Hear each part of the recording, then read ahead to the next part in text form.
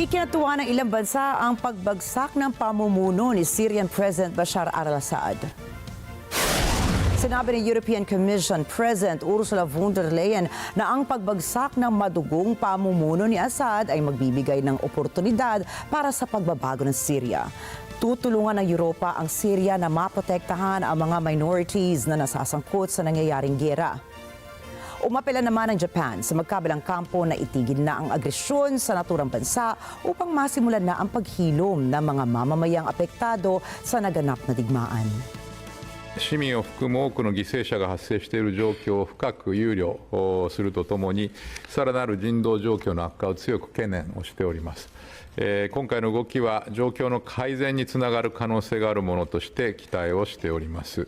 我が国はすべての当事者に対し、暴力の即時停止、国際人道法を含む国際法の遵守、中東地域における緊張緩和に向けた必要な措置を取ることを強く求めます。Naniniwala naman sa United Kingdom Prime Minister Keir Starmer na isang bagong panimula para sa mga mamamayan ng Syria ang pagbagsak ni Assad. Umaasa naman itong magkakaroon ng pangmatagalang pangkapayapaan sa nasabing bansa. I welcome the fact that Assad has gone. The Syrian people had to put up with his brutal regime for far, far too long.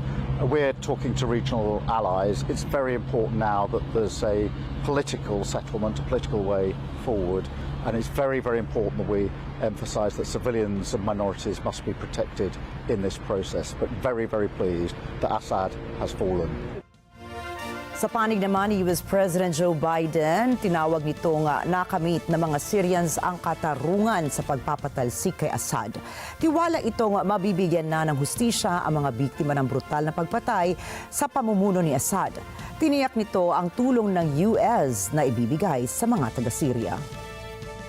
After 13 years of civil war in Syria, more than half a century of brutal authoritarian rule by Bashar Al-Assad and his father before him, rebel forces have forced Assad to resign his office and flee the country.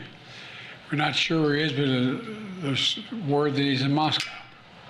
At long last, the Assad regime has fallen.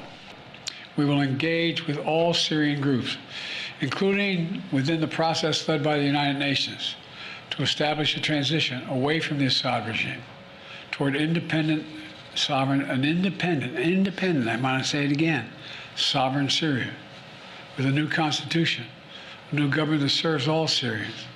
And this process will be determined by the Syrian people themselves. And the United States will do whatever we can to support them, including through humanitarian relief, to help restore Syria after more than a decade of war and generations of brutality by the Assad family. And finally, we will remain vigilant. Make no mistake, some of the rebel groups that took down Assad have their own grim record of terrorism and human rights abuses. We've taken note of statements by the leaders of these rebel groups in recent days, and they're saying the right things now. But as they take on greater responsibility, we will assess not just their words, but their actions. And we are mindful that there are Americans in Syria, including those who reside there, as well as Austin Tice, who was taken captive more than 12 years ago. We remain committed to returning him to his family.